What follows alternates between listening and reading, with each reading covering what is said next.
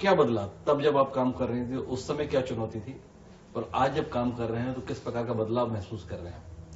लोग कितने रिसेप्टिव हुए हैं या कितना लोगों का एक तरह से आपको रेजिस्टेंस का सामना करना पड़ रहा है? मैं दो अलग बातें बताएंगी, एक तो भारत की और फिर जी, उस पे भी मैं आऊंगा। देश की।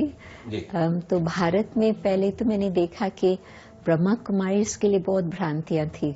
लोगों को मालूम ही नहीं था कि ये क्या कर रहे हैं, क्योंकि कुछ जो हम बातें बताते हैं फिलॉसफी की, वो स्क्रिप्चर से कुछ भिन्न है, तो उनको कई प्रकार के मन में डाउट्स होते थे।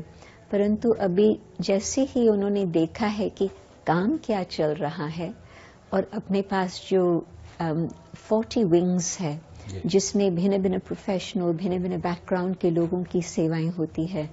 तो जैसे हमारा रूरल विंग है, उसमें बहन भाई दोनों ही इकट्ठे हैं, तो वो जाकर के गांव-गांव में सेवा करते हैं। तो उसमें डी एडिक्शन का भी प्रोग्राम हो जाता है, उसमें फिर लोगों को लिटरेसी भी सिखाती हैं, कईयों के पास तो क्लेanलीनेस, हाइजीन की भी बातें सिखाते हैं, और फिर ज्ञान की भी बातें सिखाते हैं। तो ये जिस प्रकार से वो जो सोशल एस्पेक्ट होता है अपना सेवा का, उससे मुझे लगता है कि भारत में हम बहुत आगे बढ़े हैं।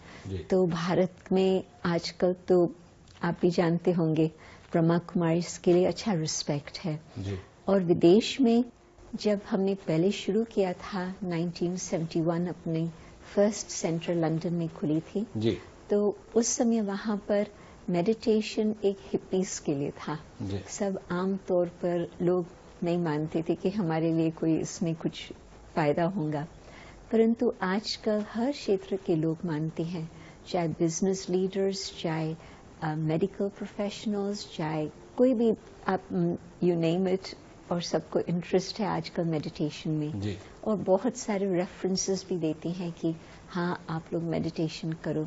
कई कंपनीज है जो हमें बुलाती है, values training, spiritual awareness, time management, इस प्रकार के टॉपिक्स पर आप किस तरह से लोगों को समझा करके उनके जीवन में कुछ फायदा हो, ये आजकल वातावरण है कि मेडिटेशन द्वारा प्राप्ति है।